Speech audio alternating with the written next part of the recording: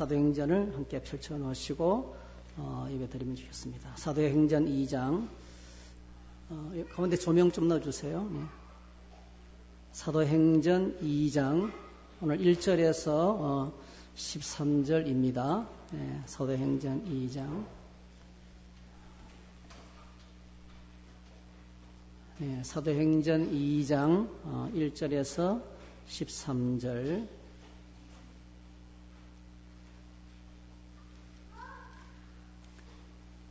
네, 저희들이 잘 아는 본문인데요. 자세히 살피면서 같이 읽도록 하겠습니다.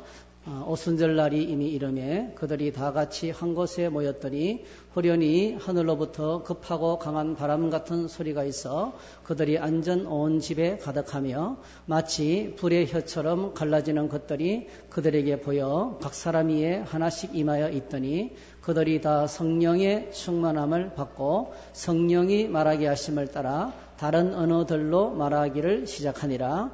그때에 경건한 유대인들이 천하 각국으로부터 와서 예루살렘에 머물러 있더니 이 소리가 나매 큰 무리가 모여 각각 자기의 방언으로 제자들이 말하는 것을 듣고 소동하여 다 놀라 신기하게 여겨 이르되 보라 이 말하는 사람들이 다 갈릴리 사람이 아니냐. 우리가 우리 각 사람이 난 곳 방언으로 듣게 되는 것이 어찌 됨이냐. 우리는 바데인과 메데인과 엘람인과 또 메소포타미아, 유대와 갑바도기아, 본도와 아시아, 부르기아와 밤빌리아, 애굽과 및 구레네에 가까운 리비아 여러 지방에 사는 사람들과 로마로부터 온 나그네 곧 유대인과 유대교에 들어온 사람들과 그레데인과 아라비아인들이라 우리가 다 우리의 각 언어로 하나님의 큰 일을 말함을 듣는도다 하고 다 놀라며 당황하여 서로 이르되 이 어찌 된 일이냐 하며 또 어떤 이들은 조롱하여 이르되 그들이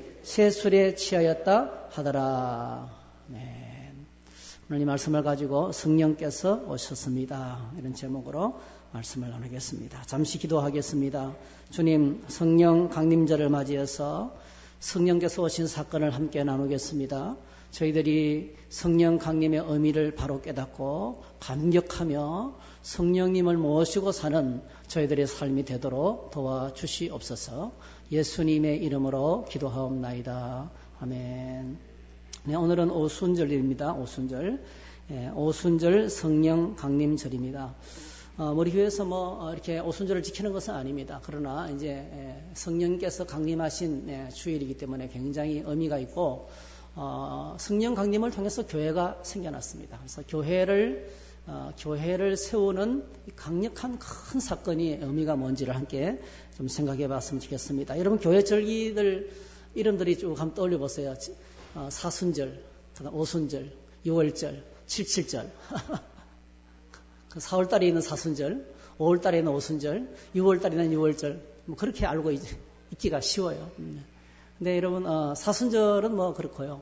오순절은 6월절보다 빨리 있을까요? 뒤에 있을까요? 6월절이 있고 난 다음에 50일째. 오순이라 말하는 이 순자는 열흘 순자입니다. 열흘 순자. 그러니까 6월절을 지내고 그로부터 50일째 되는 날. 이스라엘 사람들에게는 7이라는 숫자가 굉장히 중요해요. 그동안에 안식일을 7번이나 보냈습니다. 7번 안식을 보냈는데 7번째 맞이하는 안식일은 너무 큰 거예요. 너무 큰 은혜이기 때문에 거기에다 하루를 더해서 50일째 되는 날. 그러니까 6월절을 지내고 50일째 되는 날에 지키는 절기, 이걸 오순절이라 그러고요. 또 구약 성경에서는 77절이라고 그랬어요. 77절. 77절. 이거는 보리의 첫 곡식을, 보리의 첫 수확을 이제 보리 추수할 때 되잖아요. 보리 첫 수확을 바쳐서 하나님께 영화롭게 하는 이스라엘 백성들이 반드시 1년에 3번 지켜야 될 절기가 6월절. 6월절과 무교절은 같이 이어지죠.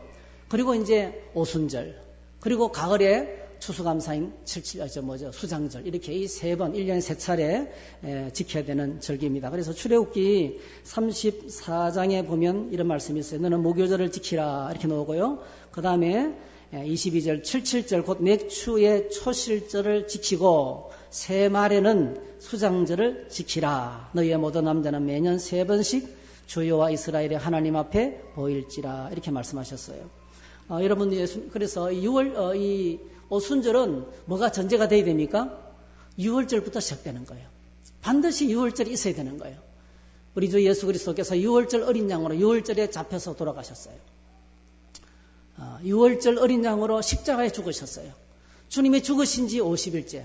예수님이 죽으시고 사흘 만에 부활하시고 3일이 지났습니다. 계산해 보세요. 십자가에 죽으시고 사흘 만에 부활하셨어요. 그리고 40일 동안 부활하신 몸을 제자들에게 보이면서 낙심한 제자들을 회복시키셨어요. 그리고 성천하시고 그리고 성령이 오셨어요. 언제? 오순절날. 얼마 기간이에요? 일주일 만에. 그렇죠? 일주일 만에 성령이 오셔서 오시는 날이 바로 오순절입니다. 오순절.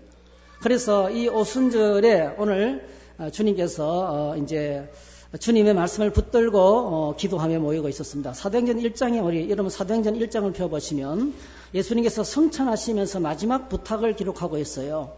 사도행전 1장 3절을 한번 보시면 그가 고난받으신 후에 또한 그들에게 확실한 많은 증거로 친히 살아계심을 나타내서 몇일 동안요? 40일 동안 그들에게 보이시며 부활하신 몸으로 40일 동안 계셨다는 거죠. 하나님 나라 일을 말씀하시니라. 4절 이제 성천합니다. 사도와 함께 모이사 그들에게 분부하여 이르시되 예루살렘을 떠나지 말고 내게서 들은 바 아버지께서 약속하신 것을 기다리라. 요한은 물로 세례를 베풀었으나 너희는 몇 날이 못 되어서 무엇으로요? 성령으로 세례를 받으리라. 이렇게 주님이 성천하시기 직전에 제자들에게 마지막 분부를 이제 합니다. 그러니까 제자들이 이제 드디어 하나님 나라가 회복되겠다. 이 이스라엘이 독립하는 날짜가 다가왔다. 이렇게 생각하니까 아니다. 그는 아니다. 때와 시기는 너희가 알 바 아니지만 8절 오직 성령이 너희에게 임하시면 너희가 권능을 받고 예루살렘과 유대와 사마리아와 땅끝까지 이르러 내 증인이 되리라 하시니라. 제자들의 관심은 이스라엘의 회복이었지만 현실적인 문제였지만 주님의 관심은 하나님 나라였어요. 너희들이 성령 받게 되면 예수님의 증인이 될 것이다. 이렇게 말씀하셔서 이 말씀을 받은 제자들이 어떻게 했습니까? 14절. 그럼 14절 보세요. 사도행전 1장 14절. 자, 14절, 15절 같이 한번 14절, 15절 같이 한번 읽겠습니다. 시작. 여자들과 예수의 어머니 마리아와 예수의 아우들과 더불어 마음을 같이하여 오로지 기도에 힘쓰니라. 모인 무리의 수가 약 120명이나 되더라. 그때에 베드로가 그 형제들 가운데 일어서서 이르되 120명의 사람들이 예수님과 예수님의 제자들과 무리들이 120명이 마가 요한이 다락방에서 모였습니까? 함께 모여 전혀 기도하면서 기다렸어요. 여러분 오늘 저희들이 인생의 삶에 어떤 문제가 있을 때 기다리는 시간이 필요한데요. 그 기다림의 시간은 기도하는 시간입니다. 기도하고 기다리는 것이 필요합니다. 이렇게 기도하고 기다렸는데 드디어 몇 날이 못 되었어. 주님께서 말씀하신 그대로 몇 날이 못 되었어. 한 주간 내내 드디어 오순절이 되었습니다. 약 7일간의 시간이 흘렀죠. 그 오순절날이 이름에, 자, 2장 1절 4절, 오순절날이 이미 이름에 그들이 다 같이 한 곳에 모였더니 홀련히 하늘로부터 급하고 강한 바람 같은 소리가 있어 그들이 앉은 온 집에 가득하며 뭐가 가득했어요? 하늘로부터 엄청난 태풍 소리죠. 태풍 소리, 바람 같은 소리가 집안에 가득 채웠습니다. 신비스러운 사건이죠. 이거는 뭐 인간의 언어로 표현할 수가 없어요. 바람 같은 소리예요. 급하고 바람 같은 소리. 바람도 아니고요. 그러니까 뭔가 엄청난 일이 벌어지는 거예요. 네. 그리고 난 다음에 뭐가 왔습니까? 3절 현상이 불의 혀처럼 갈라지는 것이 불 같은 것들이 그들에게 보여. 한번 따라합시다. 각 사람 위에 하나씩 임하였더니 네. 이 불의 혀가 그냥 방에 있는 게 아니고요. 모여있는 모든 사람에게 머리 위에 하나씩 불의 혀 같은, 이 혀라는 말이 통입니다. 통. 이게 방언이라는 뜻이에요. 예. 어쨌든 간에 혀라는 단어, 그 다음에 뒤에는 이제 난곡방언, 여기서 말하는 방언은 기도할 때 하는 신령한 방언이 아니죠. 여기는 그냥 들으면 자기 나라 말로 들리는 거예요. 여러 나라의 말로 하는 방언이에요. 사도 바울이 고린도전서 12장, 13, 14장에서 말했던 방언은 기도할 때 하는 신령한 방언이고요. 그 신령한 방언은 기도하는 사람에게 엄청난 유익이죠. 네, 깊이 하나님과 교통하는데 쓰는 방언이고요. 여기 나오는 방언은 난곡방언. 자기들이 태어난 여러 나라에서 모였는데 통역이 필요 없이 바로 통하게 되는, 언어가 통하게 되는 이런 놀라운 역사가 성령이 임하는 현장에 있었습니다. 그래서 중요한 것은 공동체에 임했지만은 각 사람에게 임했다는 거예요. 모여있는 모든 사람에게 성령이 오셨어요. 이 성령이 오신 사건을 우리가 기록을 오늘 본문에서 기록을 하고 있습니다. 한번 따라합시다. 약속대로 성령께서 오셨다. 어떻게 오셨습니까? 각 사람에게 오셨어요. 각 사람에게.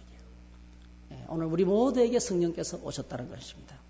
여러분, 성령님은 오늘 본문에도 소개하고 있지만은 바람 같은 어떤 영향력이 아닙니다.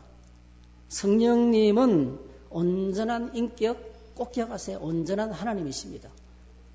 하나님 아버지는 어떤 사람은 성부, 성자, 성령을 설명할 때 하나님은 태양 같은 존재고 예수님은 그에서 나오는 빛이고 성령님은 열심히 일하는 열이다 이렇게 해석하는데 그건 완전히 양태론적 이단입니다. 그걸 뭐 양태론적 단일신론 이단이라 그래요. 모양만 바꿔서 나타나는 이단. 그렇지 않죠. 성부가 따로 계시고 하나님 아버지가 따로 계시고 성자 하나님의 아들이 따로 계시고 성령님이 따로 계세요. 셋 다 뭐예요? 하나님이에요. 근데 여럿이 아니고 한 분으로 계세요. 이 우리 머리로 담을 수 없는 거예요. 그래서 삼위일체는 성부, 성자, 성령은 영광과 권세와 능력이 동일한 한 분 하나님으로 계시는 거예요. 짐승은 인격이 제로입니다. 여러분, 짐승은 인격이 없어요. 아무리 멍멍이 좋아하셔도 인격이 없어요. 인격이 없다는 걸 금방 할 수 있어요. 호통 치놓고요. 좀 이따 밥 주면 너무 좋아해요. 너무 좋아요. 속이 없어요. 짐승은 제로 인격의 한 놈으로 존재해요. 한 마리로 존재해요. 사람은 원 퍼슨 원맨이에요. 사람은 한 인격이 한 사람으로 존재해요. 여러분, 다중인격자라도 인격은 하나예요.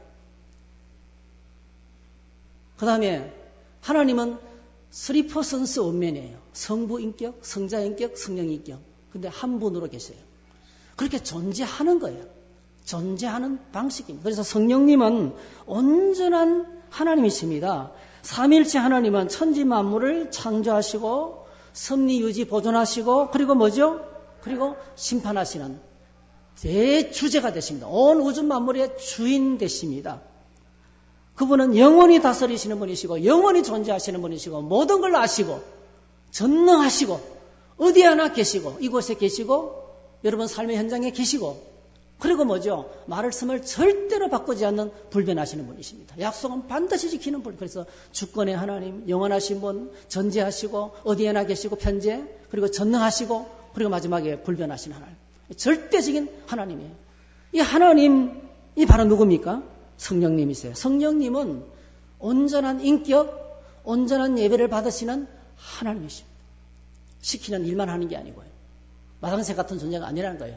하나님 아버지는 집주인이고 예수님은 그 집 아들이고 성령은 열심히 일하는 마당새 같은 사람이 아니라는 거예요. 셋 다 영광과 존귀와 권세를 받으시기에 합당하신 하나님이라는 것을 기억하시기 바랍니다. 이제 양육훈련에 들어오시면 상세하게 배우게 되는데요. 여러분 그때 그래서 하나님께서 이 하나님이 오실 때 그냥 오시지 않아요. 청주 지역에 대통령만 와도요 난리가 납니다. 그분이 지나갈 때는 어떻습니까? 뭐 사이렌 소리가 요란하게 울리면서 철동 같은 경호 속에서 요란법석하게 지나가는 거예요. 그게 바로 뭐죠? 그게 이제 이게 안 바꿨나요? 그게 이제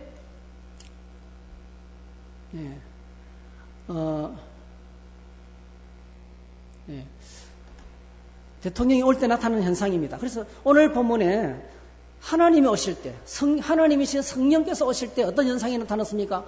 급하고 강한 같은 소리가 가득했어요. 그리고 불의 해 같은 것이 각 사람에게 나타났는데 놀랍게도 이 말은요, 어떤 공동체, 교회 안에 온 것이 아니고요, 성령께서 주님을 믿는 각 사람에게 오셨다는 거예요. 할렐루야? 오셨다는 거예요. 그래서 이 주님 오신 사건의 의미가 뭘까를 좀 물어야 돼요. 이 의미가 무엇일까? 참 중요합니다. 여러분 창세기 1장을 한번 펼쳐보세요. 창세기 1장은 구약성경 맨 첫 부분이죠. 창세기 1장을 한번 딱 펼쳐보시면 태초에 하나님이 천지를 창조하시니라. 2절 땅이 혼돈하고 공허하며 흑암이 깊음에 있고 하나님의 영은 수면 위에 운행하시니라. 거기에 성령 하나님 계세요? 안 계세요? 천지를 창조할 때 성령 하나님 계세요? 안 계세요? 계시죠. 네. 하나님의 신은 하나님의 영은 수면 위에 운행하시니라. 이미 천지를 창조할 때 성령께서 계시는 거예요. 이 하나님께서 우주 만물을 다 만드셨어요. 우주 만물을 다 만드셨어요. 모든 걸 만드시고 난 다음에 맨 마지막으로 뭘 만드셨어요? 예. 뭘 만드셨어요? 말씀하셔도 안 잡아가요. 맨 마지막에 뭘 만드셨어요? 사람을 만드셨어요. 예. 어떻게 만드십니까? 1장 26절 어떻게 만드신지 한번 보세요. 1장 26절 자 시작. 하나님이 이르시되 우리의 형상을 따라 우리의 모양대로 우리가 사람을 만들고 바다의 물고기와 하늘의 새와 가축과 온 땅과 땅에 기는 모든 것을 다스리게 하자 하시고 하나님이 자기 형상 곧 하나님의 형상대로 사람을 창조하시되 남자와 여자를 창조하시고 28절 하나님이 그들에게 복을 주시며 하나님이 그들에게 이르시되 생육하고 번성하여 땅에 충만하라 땅을 정복하라 바다의 물고기와 하늘의 새와 땅에 움직이는 모든 생물을 다스리라 하시니라. 이렇게 만들었어요. 하나님께서 우리 인간을 하나님의 형상대로 만들었습니다. 이 하나님께서 인간을 만드신 사건이 너무나 중요하기 때문에 이 부분만 크로즈업 해가지고 상세하게 보여주는 게 있는데요. 여기는 남자와 여자를 만들었다 되어 있는데 처음부터 남자와 여자를 만든 게 아니죠. 그렇죠? 예. 여러분 인간을 만들기 전에 어느 우주 만물을 먼저 만들었어요. 꼭 기억하셔야 돼요. 우리가 자연 앞에 서면서 선배님 겸손하겠습니다 이렇게 해야 돼요. 우주 만물이 인간보다 먼저 만들어졌어요. 그렇다고 엎드려 절할 것까지는 없어요. 우주 만물을 향해서 엎드려 절할 필요가 없어요. 누굴 위해서 만들었습니까? 어느 우주 만물은 하나님께서 우리를 위해서 만드신 거기 때문에 우리를 위해서 만들었지만 우리보다 먼저 났어요. 우리보다 먼저 만들어진 존재가 우주 만물입니다. 그래서 대자연을 보면서 하나님의 은혜를 찬양하면서 좀 겸손해지는 그 자연 앞에 우리는 아무것도 아니잖아요. 그 엄청난 대자연의 위력 앞에 우리는 아무것도 아니거든요. 겸손해지는 그런 마음을 좀 가질 필요가 있다고 생각합니다. 그리고 이제 인간을 만드신 상세한 사항을 2장을 넘어가면 창세기 2장을 넘어가면 나오는데요. 자, 2장 4절 이것이 천지가 창조될 때 하늘과 땅에 내리기니 여호와 하나님이 땅과 하늘을 만드시던 날에 여호와 하나님이 땅에 비를 내리지 아니하셨고 땅을 갈 사람도 없었으므로 들에는 초목이 아직 없었고 밭에는 채소가 나지 아니하였으며 안개만 땅에서 올라와 온 지면을 적셨더라. 2장 7절 다 같이 읽습니다. 시작. 여호와 하나님이 땅의 흙으로 사람을 지으시고 생기를 그 코에 불어넣으시니 사람이 생명이 된지라. 그게 간주가 2번부터 있죠. 2번. 성경책 밑에 보면 2번 보세요. 2번. 히브리어 히 생물, 생물. 생명, 창세기 2장 7절에 사람이 살아있는 존재. 하나님께서 흙으로 인간을 만드시고 그 코에 생기를 훅 불어넣었어요. 이게 첫 번째로 하나님이 숨을 내신 사건이에요. 기억하세요? 하나님이 첫 번째로 숨을 내신 사건. 인간을 만드시고 난 다음에 그 코에 생기를 훅 불어넣었어요. 그때는 그러니까 이 사람이 이 흙으로 된 인간이 어떻게 됐습니까? 생명. 여기서는 생물. 영어에서는 a living being. a living being. 살아있는 존재, 생명체가 된 거예요. 그러니까 하나님의 생기가 코에 불어넣으시니까 하나님께서 숨을 내쉬면서 우리 인간에게 생명을 훅 불어넣으니까 살아있는 존재가 된 거예요. 그런데 인간이 사단의 유혹을 받아서 하나님을 불신하고 교만하여 불순종했습니다. 선악을 알게 하는 나무 열매를 따먹으면 반드시 죽는다. 마스터 타임이다. 마스터. 선악을 알게 하는 나무 열매를 따먹으면 반드시 죽는다. 그 나무만 있었으면 아무 할 말이 없죠. 동산에 여러분 2장에 보세요. 2장에 보면은 여호와 하나님께서 동산에 얼마나 많은 것들을 두셨는지 2장 9절 여호와 하나님이 그 땅에서 보기에 아름답고 먹기에 좋은 나무가 나게 하시니 동산 가운데는 생명나무와 선악을 알게 하는 나무도 있더라.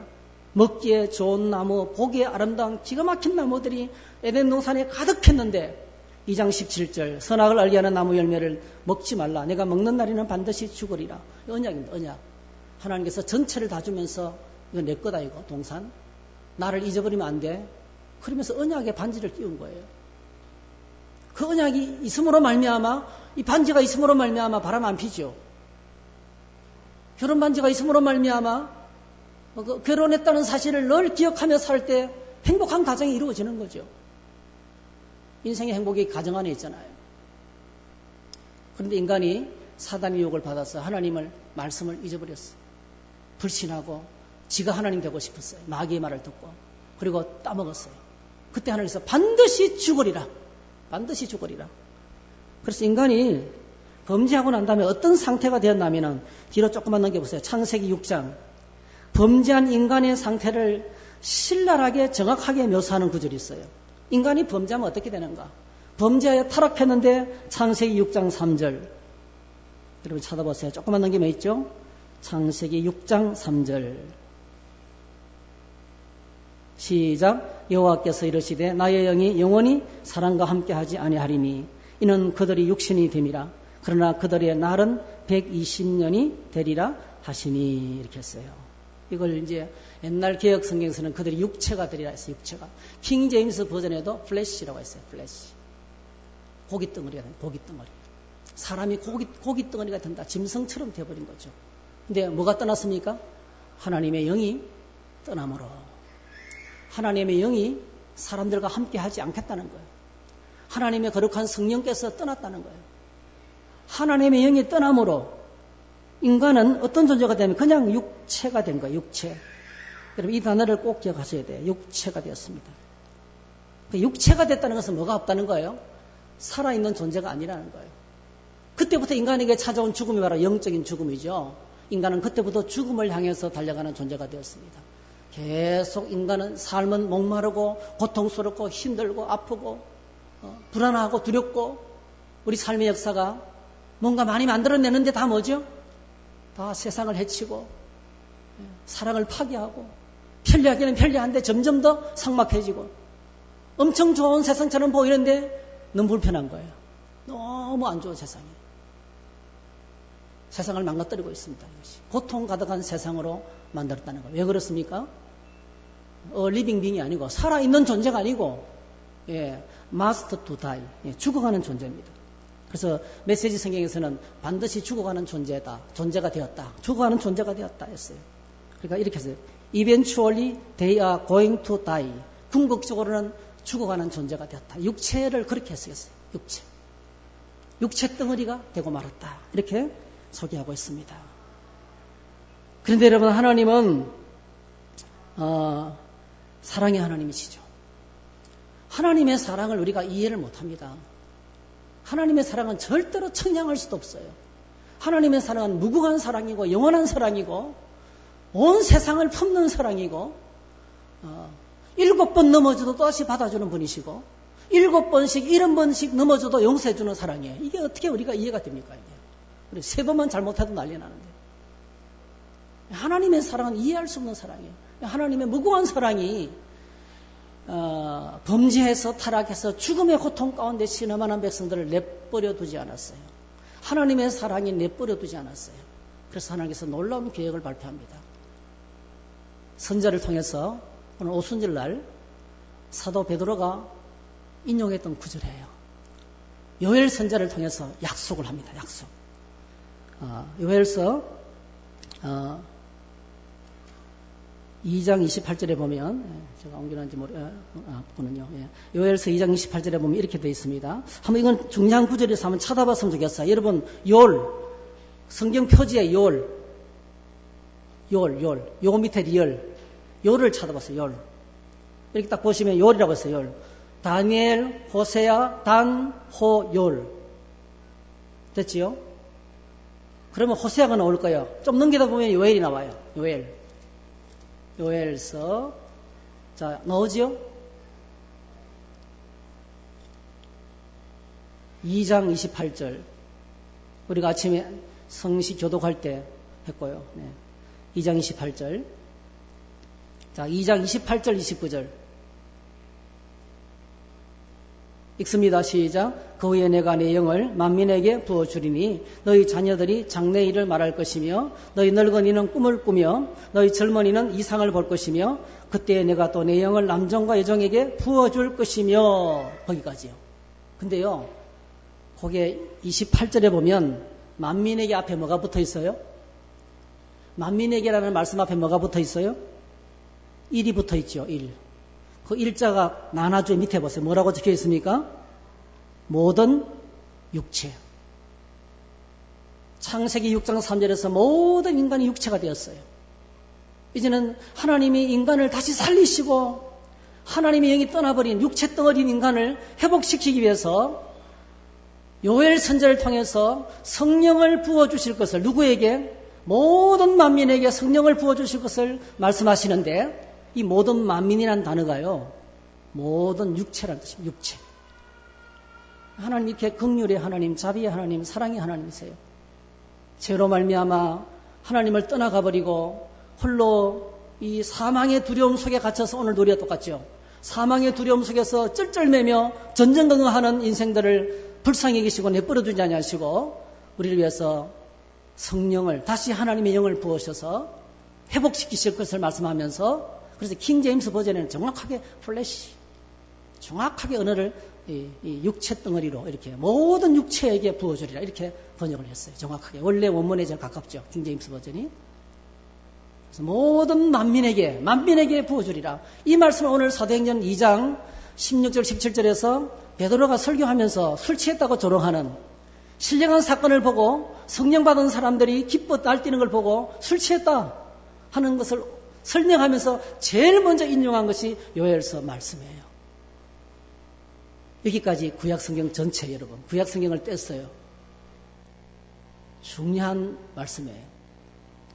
인간이 하나님을 만드실 때 코에 생기를 불어넣음으로 살아있는 존재가 되었어요. 그 인간이 범죄했습니다.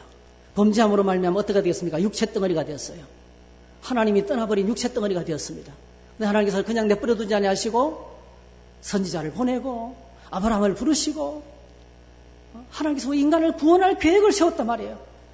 그 구원의 맨 마지막 날에 요엘 선지자를 통해서 엄청난 사실을 밝혔어요. 그게 뭐냐면 남종과 여종에게 모든 육체에게 내가 내 영을 부어주겠다. 하늘로부터 쏟아붓겠다. 성령을 부어주실 것을 말씀하셨는데 그 성령이 오늘 오순절 날에 찾아왔던 것입니다. 여러분, 이 모든 육체는 로마서 3장 9절에서 18절에 보면 모든 육체, 모든 만민은 어떤 상황에 있냐면 이런 상태에 있었습니다. 그러면 우리 어떠하냐? 우리는 나하냐? 결코 아니라 유대인이나 헬라인이나 다 제한이 있다고 우리가 이미 선언하였느니라.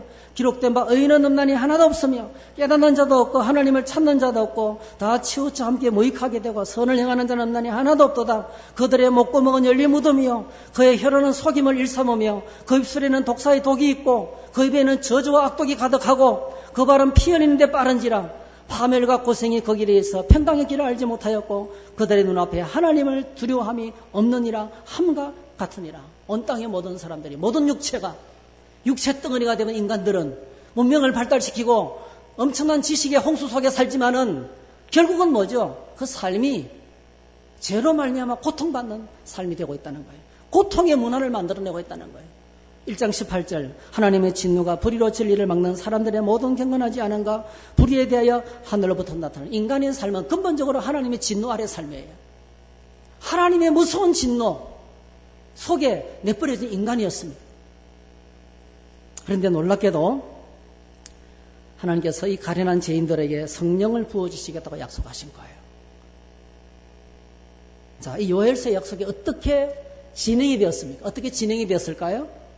예수님께서 6월절 어린 양이 되셔서 십자가에 죽으시고 무덤에 장사되시고 사흘 만에 부활하셨어요. 40년 동안 제자들을 만나주셨는데 그때 주님이 제자들을 만난 가운데 아주 중요한 만남이 있어요. 그게 요한복음 20장 말씀이에요. 자, 요한복음 20장 19절 23절 앞을 한번 보세요. 한번 같이 읽어볼게요. 시작. 이날 곧 안식 후 첫날 저녁 때에 제자들이 유대인들을 두려워하여 모인 곳에 문들을 닫았더니 예수께서 오사 가운데 서서 이르시되 너희에게 평강이 있을지어다. 이 말씀을 하시고 손과 옆구리를 보이시니 제자들이 주를 보고 기뻐하더라. 예수께서 또 이르시되 너희에게 평강이 있을지어다. 아버지께서 나를 보내신 것 같이 나도 너희를 보내노라. 이 말씀을 하시고 그들을 향하여 숨을 내쉬며 이르시되 성령을 받으라. 너희가 누구의 죄든지 사하면 사하여질 것이요 누구의 죄든지 그대로 두면 그대로 있으리라 하시니라 했어요. 예수님께서 부활하시고 난 다음에 제자들을 찾아오셔서 2번씩이나 말씀하셨어요. 평강이 있을지어다 할렐루야. 예, 평강이 있을지어다.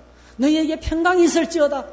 여러분, 인생의 삶은 근본적으로 두려움 속의 삶입니다. 지난주에 우리가 양이라고 그랬잖아요. 양은 겁쟁이라고 그랬잖아요. 사람보다 겁쟁이가 없어요. 이 엄청난 문명 속에 살면서 우리가 얼마나 두려워하는지 몰라요. 예, 우리 겁쟁이입니다, 여러분. 저도 겁이 나요. 예. 어떤 순간에 딱 하면 무서운 거예요.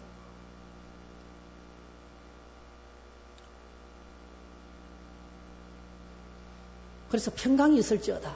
근데 평강이란 말에 성경적인 정의가 뭐냐면 막혔던 것, 끊어졌던 것이 이어진다는 뜻이에요. 예. 막혔던 것, 끊어진 관계가 회복되는 걸 말해요. 평강은 관계가 회복되는 겁니다. 오늘 이 전염병의 두려움 속에, 세상의 두려움 속에 살아가는 저와 여러분들에게 하나님의 평강이 임하기를 축복합니다. 두 번이나 평강이 있을지어다. 평강이 있을지어다. 죽을 것만 같죠, 여러분. 하나님의 평강이 임하면 살아나는 거예요. 어떻게 그 평강이 회복됩니까? 어떻게 회복됩니까? 거기 23절이에요. 제 문제가 처리되는 거예요. 우리 인생을 가장 힘들게 만드는 것이 관계가 파괴된 거죠. 하나님과의 관계, 사람들 사이의 관계. 제 문제가 처리되는 거예요. 너에게 평강이 있을지어다. 회복과 소생이 일어나는 거죠. 네. 너희 젊은이는, 너희 늙은이는 다 회복된다는 거예요. 요엘서의 말씀이. 꿈을 꾼다, 환상을 본다 뭐죠? 살아난다는 거예요. 사망의 두려움이 그친다는 거예요. 고통이 떠나간다는 거예요. 하나님의 평강이 임한다는 거예요. 그런데 여러분 21절을 보세요. 22절을 보세요. 이렇게 평강을 선언하고 난 다음에 이 말씀을 하시고 그들을 향하사 숨을 내쉬며 이러지. 하나님이 두 번째 숨을 내쉬는 거예요. 첫 번째 숨이 어디예요? 아담을 만들어 흙을 만들어 놓고 숨을 그 코에 생기를 불어넣으시면서 살아있는 존재, 리빙 빙으로 만들었던 거 하나님께서. 두 번째 이제 하나님이신 예수님께서 두 번째 제자들을 향해서 숨을 내쉬며 가라사대 따라합시다. 성령을 받으라. 네, 성령을 받으라 했어요. 성령을 받으라고 말씀하십니다. 창세기 말씀, 주님께서 창세기 하나님하고 똑같이 말씀합니다. 똑같이 하고 계시는 거예요. 죽은 자를 살리실 때 하시는 말씀, 숨을 내쉬면서 성령을 받으라. 다시 말씀드리면 성령이 임하면 살아난다는 거예요. 성령이 임하면 문을 닫고 두려워 떨면서 방 안에 두려워 떨며 앉아 있었는데, 꼼짝하지 않고 있었는데 이제는 뛰쳐나간다는 거예요. 이제는 코로나19를 제가 가만히 묵상하면서 이 코로나19의 위험은 여러분 계속됩니다.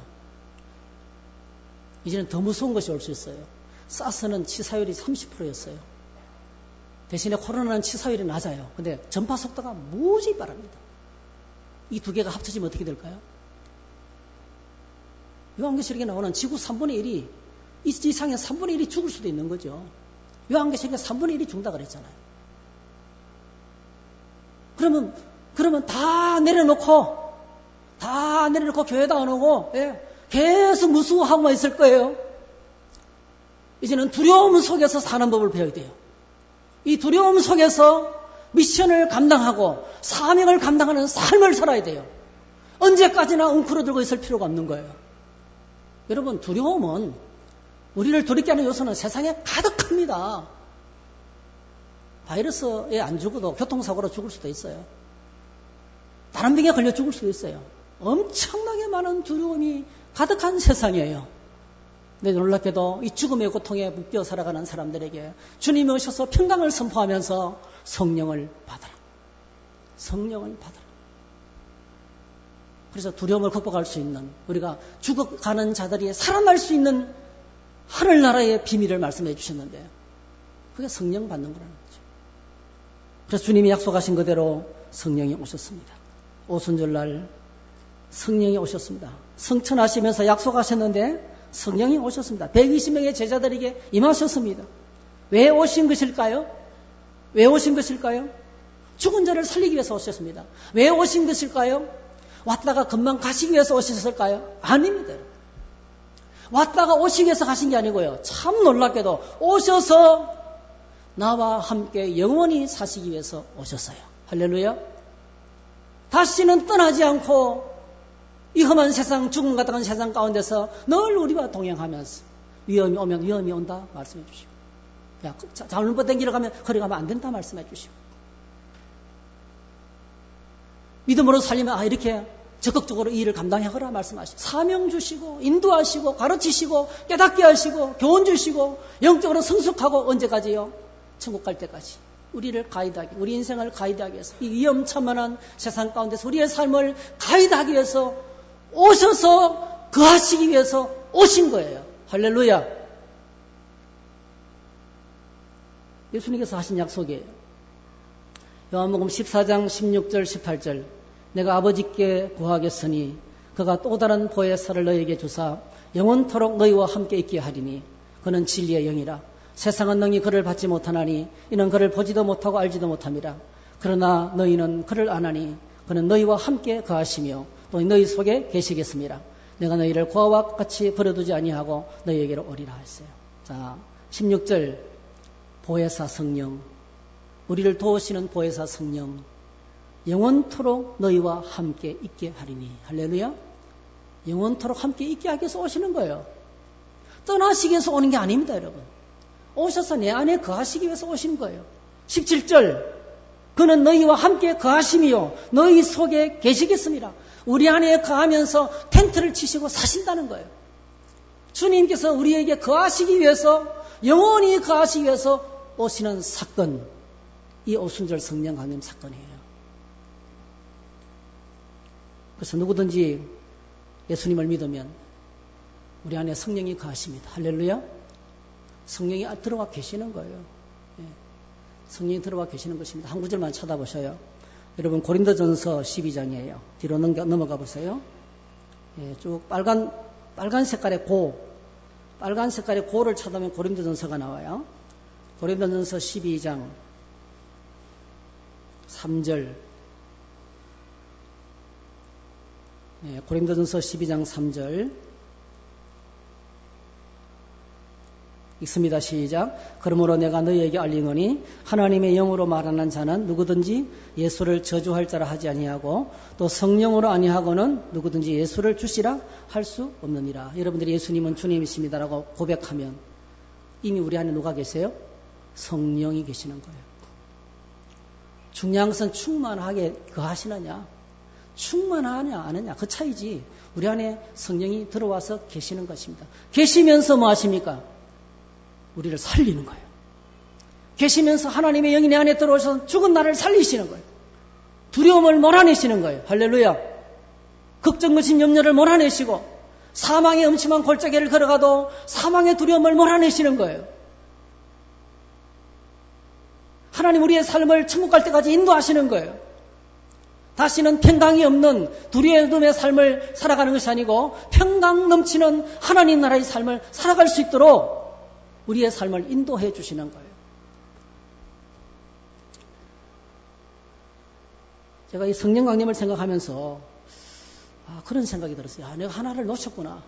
너무 중요한 걸 놓치고 있더라고요. 여러분, 연애하는 사람에게 제일 큰 고통은 뭘까요? 두 사람이서 끔찍이도 좋아하는 사람이 있어요. 예? 내가 좋아하는 사람이 대전에 있어요. 또 한 사람은 부산에 있어요. 세상에. 한 달 동안 전화통화를 했더니 한 달 월급보다 더 많이 나와버렸어요. 옛날에. 그래 안 되겠다 싶어서 결혼했대요. 지금도 좋아하는 연애하는 두 남녀를 보세요. 헤어질 때가 제일 고통스럽죠. 집에 데려다 줄게. 또 이쪽에서 아니 내가 데려줄게. 밤새도록 왔다 갔다 하는 거예요. 그래서 사랑의 마지막은 뭡니까? 결혼이에요. 같이 사는 거죠. 그래서 이렇게 생각했어요. 하나님 날 너무 사랑하시는구나. 하나님 날 얼마나 사랑하셨으면은 이 오랜 세월 동안 기다리시다가 성령이 오신 거예요. 같이 있고 싶었어. 나와 같이 살고 싶어서 오신 거예요. 할렐루야. 사랑이에요. 그래서 내가 깨달았어요. 이 성령이 내 안에 거하시는 것은 하나님의 어마한 사랑이구나. 나같이 초라한 인생에게 들어와서 같이 계시는 것은 엄청난 하나님의 사랑이구나. 그게 성경에 나오더라고요. 로마서 5장 5절 소망이 우리를 부끄럽게 하지 아니하면 우리에게 주신 성령으로 말미암아 하나님의 사랑이 우리 마음에 부음바 됨이니, 이 부었다는 말이 똑같습니다, 여러분. 성령을 부어주리라, 만민에게 성령을 부어주리라 이 단어하고요, 하나님의 사랑이 우리 마음에 부어진다는 건 똑같은 거예요. 성령이 부어지면서 뭐가 임한다고요? 하나님의 사랑이 부어지는 거예요. 우리가 아직 죄인 되었을 때 그리스도께서 우리를 위하여 죽으심으로 하나님께서 우리에 대한 자기의 사랑을 확증하셨느니라. 여러분, 우리가 예수 믿으면서 이런저런 염려와 두려움이 있어요. 꼭 기억하셔야 돼요. 성령의 능력으로 물리치시기를 축복합니다. 성령의 능력으로 물리치시기를 축복합니다. 우리가 성령이 임하면 우리는 확실하게 하나님의 사람이에요. 내가 예수님을 믿고 있으면 주님 영원토록 나를 떠나지 않습니다. 버리시지 않습니다. 영원토록 우리를 책임지십니다. 어떤 상황이 돼도, 어떤 고통의 순간이 돼도 버리지 않습니다. 떠나지 않습니다. 함께 계십니다. 확신하셔야 돼요. 오늘 성령강림절에 주님이 날 사랑하시는 하나님의 사랑에 눈을 뜨게 되시고 그 사랑을 회복하게 되시기를 주의 이름으로 축복합니다. 매일 성령님 모시고 성령님의 지시를 따라서 성령님의 도우심 받으면서 보호받고 인도받는 가운데서 그렇게 하나님의 평강을 누리게 되시기를 축복합니다.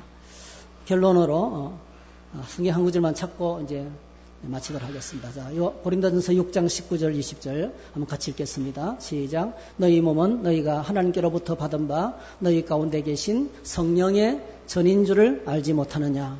너희는 너희 자신의 것이 아니라 값으로 산 것이 되었으니 그런즉 너희 몸으로 하나님께 영광을 돌리라 했어요. 예수님을 믿으면 성령께서 우리 안에 거하시는데 너희는 너희 몸이 성령께서 거하시는 성령의 전인 줄 알지 못하느냐. 예. 너희 가운데 계신 성령의 전인 줄 알지 못하느냐. 우리 안에 성령이 들어와 계시는 거죠. 값으로 산 것이 되었다. 여러분, 우리 몸값이 얼마나 될까요? 몸값이 얼마나 될까요? 오늘 말씀에 하면 값으로 산 것이 됐다. 어떤 값이 지불되었습니까? 우리를 하나님의 성령이 거하시는 하나님의 성전 삼으시려고 하나님이 지불하신 값이 얼마예요? 얼마짜리예요? 우리는요, 예수 그리스도께서 십자가에서 흘리신 보혈짜리예요. 여러분이 어떤 사업을 하면서 10억 원을 투자한다고 칩시다. 어떤 사업자에 10억 원을 투자하고, 자, 10억 원을 투자하는데 얼마 정도 이익을 기대하세요? 10억 원을 투자하면 얼마 정도 이익을 기대하세요? 한 10배는 남겨야 되겠죠? 하나님께서 오늘 저와 여러분들에게 어마어마한 가격을 쏟아부었어요. 예수 그리스도의 십자가의 보혈을 남김없이 쏟아부었어요. 그래서 오늘 저와 여러분들의 가치가 얼마나 존귀한지 우리가 계산할 수 없는 돈인 것을 기억하셔야 되겠어요. 자기 인생을 바라보면서 낙심하거나 좌절하거나 가소평가하지 마세요. 어떤 말을 들었다고 낙심하거나 좌절하지 마세요. 우리는 그냥 보통 사람이 아니에요. 우리는 하나님만큼 존귀한 사람입니다. 너무 많이 들어서 와닿질 않죠. 천국에 가보십시오. 우리가 얼마나 소중한지. 주님 앞에서 보시오. 우리가 얼마나 소중한지.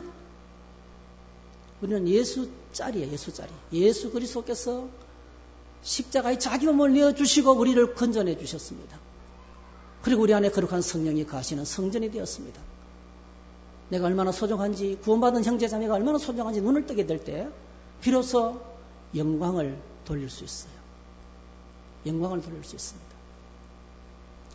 여러분, 부모님이 집을 비운 아이씨 여럿이 되는 우리 어릴 적의 이야기, 집안 모습을 한번 상상해 보세요. 엄마 아버지가 집에서 나가면서 이렇게 합니다. 얘들아, 싸우지 말고 잘 지내! 그러고 나갑니다. 어머니 아버지가 집을 비우고 나가는 사이 집안은 어떻게 됩니까? 예, 동족상잔의 비극이 벌어집니다. 난리가 납니다. 그리고 엄마가 드디어 얘들아 잘 있었니? 하고 들어와요. 그러면 아무 일도 없는 것처럼 다시 평온을 되찾습니다. 오늘 저희들의 삶이 이와 같지 않습니까, 여러분? 성령께서 내 안에 계시고 나와 함께 계시고 동행하시는데 우리는 마치 집을 비운 부모님이 집을 비운 집의 어린아이들처럼 그렇게 함부로 살지 않았습니까? 엉망으로 살지는 않았습니까? 중요한 것은 성령 강림절에 성령께서 오셔서 나와 지금 함께 계신다는 인식이 중요해요. 성령께서 지금 오셔서 나와 함께 하시는 거예요. 내 생활 가운데 지켜 계시는 거예요. 내가 은밀한 곳에 주고받는 말 다 아세요. 내 생각 다 아세요. 그 잊어버려 우리는요. 거기는 하나님이 안 계신다고 생각해요. 나만의 은밀한 공간, 나만의 은밀한 밀실 속에서 어떤 이야기를 주고받는지, 어떤 못된 일을 하는지 하나님도 모르실 거야. 그렇게 생각해요. 거기는 하나님께서 부재하신다고 생각해요. 아닙니다. 거기 하나님 계세요. 성령을 모신 사람은 그렇게 하나님 앞에서 살아가는 거예요. 그게 성령께서 오신 사건의 의미입니다. 그래서 오늘 저와 여러분들의 삶의 모든 현장에서 주님을 모시고 살아야 돼요. 주님을 모시고 살아야 돼요. 시장터에서도, 직장에서도, 나만의 비밀 공간에서도, 핸드폰을 들고 있을 때에도, 누가 대화할 동안에도 거기 하나님께서 계세요. 내 안에 성령께서 계세요. 죄를 지으면 탄식하시고 고통스러워해요. 너 하나님의 자녀가 그러면 안 된다. 알아요, 우리가. 안 되는 줄 알면서 하면 얼마나 재미있는지 몰라요.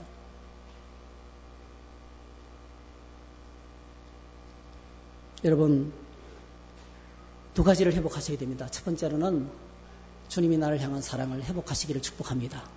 두 번째, 성령님과 같이 사는 삶. 성령님과 같이 사는 삶. 성령님을 모시고 같이 사는 삶. 이 엄청난 과제가 우리에게 주어져 있습니다.